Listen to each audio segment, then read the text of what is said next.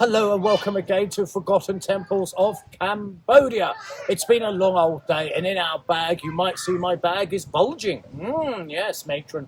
And that's because we've bagged 3 today, but we have seen some awful roads, and I'm rather tired. And this beam of light coming through this magical doorway tells you that the sun is setting to the west.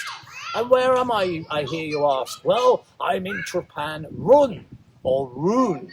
And you can hear the kids playing in the background there.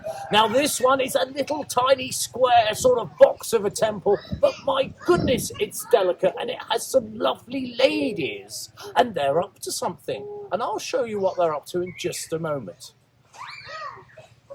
Right, so let us enter. Look at that beam of light coming out. The sun's going down in the west, and that does prove something, doesn't it? That this doorway faces east, as all temples do. So there you go. There's an actual proof of this east-west relationship. And here, just before we enter in, is one of those lovely ladies. She's lost her head, but she still has her curves. There's a better example around the other side. But firstly, let's go in. And we're met by a rather splendid umbrella, which is maybe a bit surreal. And inside, he's very well looked after. He's in pretty good condition. And he is a stocky, strong temple, this one. Heading out through that doorway. I do like this one. I really do.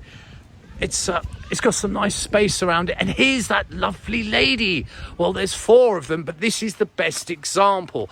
Now, why am I staring at her feet? Well, I'm not, actually. It's this. See her hand here? It's all very nice. And this here looks like an upside down mushroom. Is a lotus flower, we believe. So there is the lotus flower being held oh so delicately by the lovely lady. And to her right, it looks like an angel's wing, doesn't it?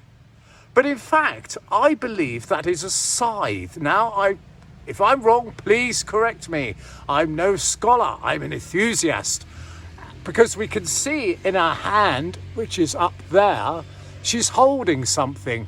And then along the back of her neck and out it appears. So it seems to me that she's harvesting lotus flowers. And the lotus flower is very important, you see.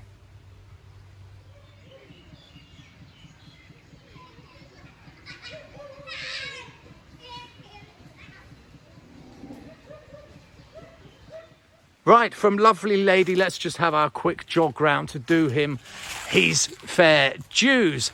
Here's a lovely blind doorway and another lovely lady. Isn't she magnificent? I mean, for 1,000 years she's stood here, and she's looking pretty bloody fine, I must say. A most welcome view for the end of the day. And this lady just catching the sunlight rather beautifully. And at the back here, we have a blind doorway. And you can see that blind doorway is flanked by the 2 beauties. Right. And unfortunately, his strength hasn't continued all the way around. A corner has gone. It's probably a tree. Trees are terribly destructive over the ages with these. And we have another blind doorway, and what we can see here is the termite mounds, which are literally like cement, and our final lovely lady. So he's a small temple, he's a strong temple, he's quite the dumpy little thing, but he really is rather beautiful, isn't he? So there you go, Trapeang Roun, or Roun. And where better to end than with one of the lovely ladies, and they're delightful, aren't they? They've been here for centuries being lovely. I doubt if I will be lovely by the time we get home now, I think about it, with the roads I've got to travel. So I hope you've enjoyed this bit of escapism, and you should get out and about, get a bit of crunch, that's the old leaves underfoot, and do something different with your day, because I'll tell you what, it certainly keeps me happy. So until next time, when I take you by the hand and lead you off through the countryside and into yet another forgotten temple, I wish you nothing but the very best.